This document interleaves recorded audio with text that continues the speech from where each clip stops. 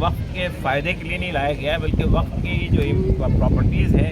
उसके साथ खिलवाड़ करने के लिए, उसको हड़प करने के लिए,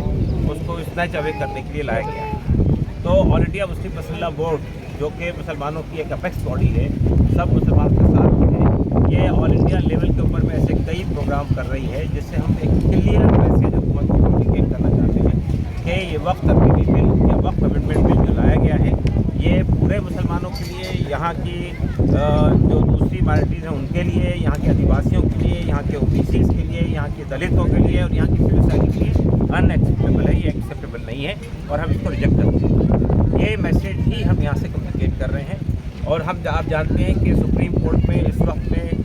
ये मसला वहाँ पे ज़ेर बहस है, चल रही है कार्रवाई, और अभी इंटरिम रिलीफ के लिए छुट्टियों के बाद उसका जजमेंट आएगा, उसके बाद वो कॉन्स्टिट्यूशनल बेंच के हवाले किया जाएगा। तो सरकार को जब ये मालूम है कि ये मसला सुप्रीम कोर्ट के अधीन है, वहाँ पर बहस चल रही है, तो उसे वक्फ उम्मीद पोर्टल के ज़रिए ये आवाज़ नहीं लगानी चाहिए कि उसमें तमाम प्रॉपर्टी को रजिस्टर किया जाए। हमने all India Muslim personal board की तरफ से पूरी मुस्लिम कमेटी को ये मैसेज दिया है कि जब तक के सुप्रीम कोर्ट का निर्णय नहीं आ जाता, उस वक्त तक के वक्फ पोर्टल के अंदर कोई भी प्रॉपर्टी रजिस्टर नहीं की जाएगी, इसलिए कि हम इस बिल को पूरी तरह रिजेक्ट करते हैं। हम समझते हैं कि ये पूरा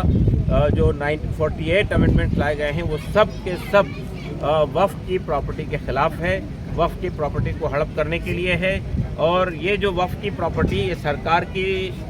प्रॉपर्टी नहीं है, सरकार की जायदाद नहीं है, बल्कि हमारे बुज़ुर्गों ने, मुसलमानों के बुज़ुर्गों ने जो प्रॉपर्टी मस्जिदों के लिए, कब्रस्तानों के लिए,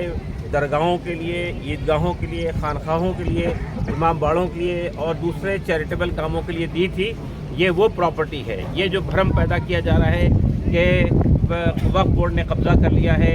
या वक्फ के अंदर करप्शन है और उसको ट्रांसपेरेंट बनाने के लिए लाया जा रहा है, ऐसी कोई बात इस बिल के अंदर नहीं है। ये पहली बार हिंदुस्तान की तारीख़ में, भारत के इतिहास में ये पहली बार हुआ है कि मुसलमानों से मशवरा किए बगैर एक बिल पार्लियामेंट में पारित किया गया और उसके मंजूर किया गया और मुसलमानों से कोई मशवरा नहीं दिया गया। हमने 5 करोड़ मुसलमानों ने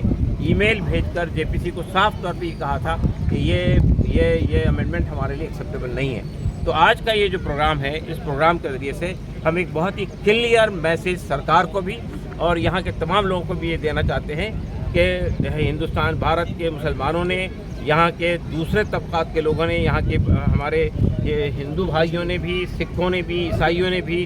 तमाम लोगों ने इसको रिजेक्ट कर दिया। और पार्लियामेंट के अंदर जो डिबेट हुआ उससे भी ये बहुत स्पष्ट था कि अपोजिशन पार्लियामेंट में एक तरफ सरकार थी और दूसरी तरफ पूरी अपोजिशन पार्टी थी। तो इसलिए हमने ये मैसेज आज के इस प्रोग्राम से कम्युनिकेट करना है।